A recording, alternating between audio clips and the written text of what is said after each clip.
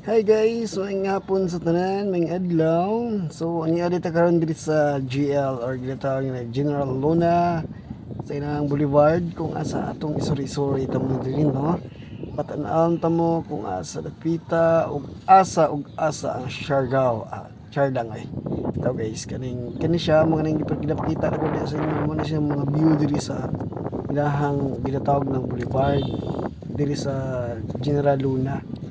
So, inigkaod to, dagag mga tao dili magtambay-tambay, magsigira og kanang pahangin kay duol magdagat.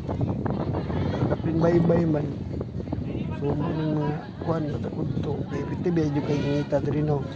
So, ang mga tao kapangita og mga maayhon nga mga spots nga pwede na to pabugnawan or pahanginan. So, mo ning Siargao day guys. Dito sa General Luna. So, muna ilang tatak, ilang trademark. I love Siargao. So, kani ginapasilip ko sa inyo ha kung asa jud ang spots diri sa kuan. May spots diri sa Siargao. Sa General Luna.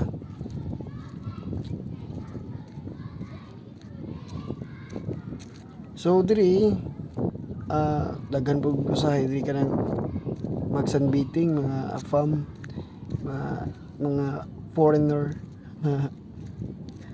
So, nanadira sa kitambay. Bulad-bulad og init kay ilahang istorya pa kay gusto kay nila ang color sa Pinoy. Anong gusto nila nga they look like tan. Tan taran. Oh, mana siya. So, tara si Madam og abing bulad no. So kita mo na muna natagtago-tago pabugnaw para di ta mangitom. So dira guys, napoy daghan dira ang mga kuan mga bangka bitaw, mga mix daay. Dira na sa usahay sila gatambay. Dili lang usahay permanente jud na dire jud ilahang tambayanan kay dili dool na magud ang kuan dira palengke. Nga gwapo kay diri nga spots. Di ba? Dira bugnaw kay na diaw. So karong alawaran guys, ipagisilip na ako sa inyo ano. Daghang salamat no sa inyong pag-uban-uban ako. Diyan na lang. Salamat.